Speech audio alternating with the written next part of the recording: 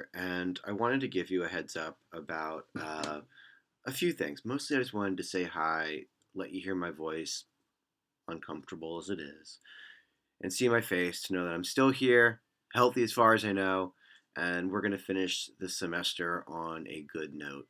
So, in this video, I'm going to briefly walk you through your new syllabus. Hint, it's mostly the same as the old stuff, but it's adapted for the online format.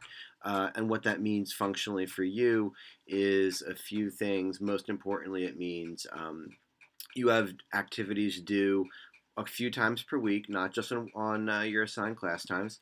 You'll also notice that this is the same syllabus for both of my sections. I taught two sections in person this semester. This applies to both of you.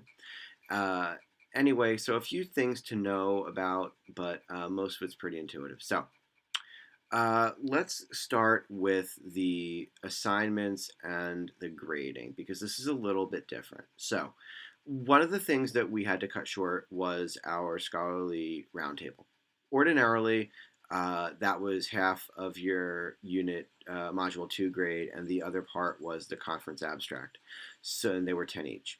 So, what I've done here is I've opted to eliminate the roundtable activity from your final grade, and instead I've redistributed that 10% two ways. 5% goes to the discourse, community, and genre analysis assignment. We spent a lot of time in class on that essay. That was a big one. That's something that everybody got pretty well trained on, so I'm quite confident weighting that a little bit more. And also then another 5% is the conference abstract. That's another one that we worked really hard on together. We had a lot of time and revision, and I haven't graded them yet, but I'm assuming most people will do pretty well with them. So I think that's a pretty equitable way to handle the interruption to our semester and to just not worry about the conference presentations. Those of you who were able to make one during class time, I have noted who you were, and you are appreciated, and your work will be counted. Trust me. Um, so that leaves us with the public writing and reflective essay, which are both we're going to do almost identically to what we would have done in person. So the thing that I really want to show you here are the shifts in the syllabus. You'll notice my course policies now include guidelines for Blackboard discussions and engagement online. While we're not doing synchronous activities anymore, you still do have to do the work of being in class. This is how you do it. Participation.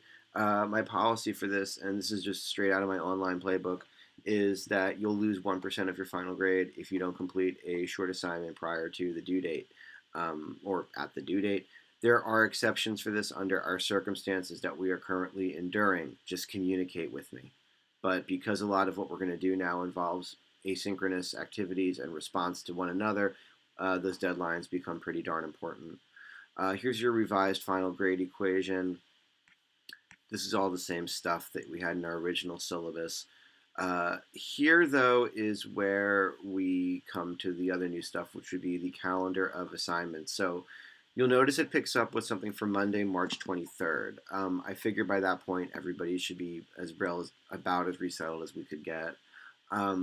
You have a short writing assignment, a reflection on the transition. This is partly to help reacquaint you to writing and to our class. It's also partly to help me understand what you're going through and how I can best support you as we complete the semester.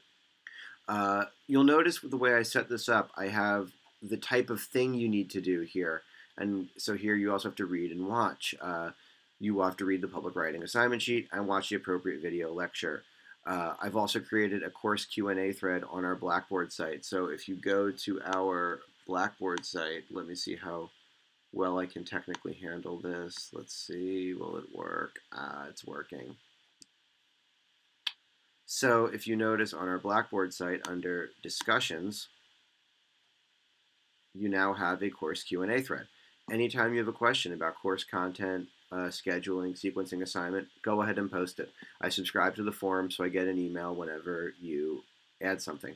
And everyone should feel free to engage, by the way, not just me. If you think you know, speak up. You'll also have a couple short threads here, public writing abstract proposal and public writing peer review. Those refer back to one of the assignments that you have in the syllabus. So the discussion board thread is our virtual classroom. It's an extension of what our physical classroom used to be.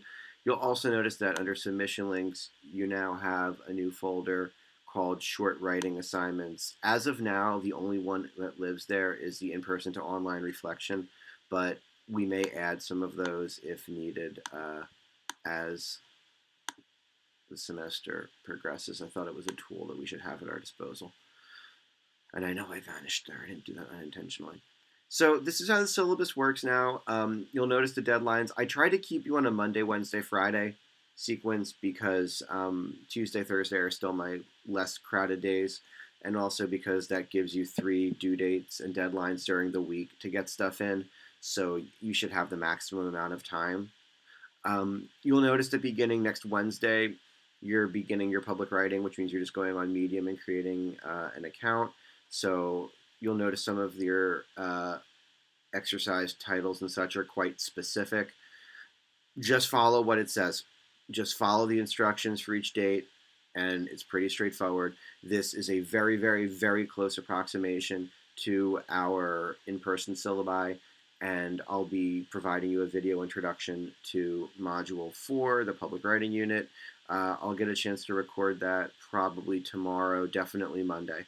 So for Monday, you have your short writing assignment, and you'll know that at least by Monday morning, you'll have me talking at you about this to answer any questions. So go ahead. Any questions that you still need answered, please post to the course Q&A thread. I am here for you via email, and I would love to hear from all of you. I hope you are all well.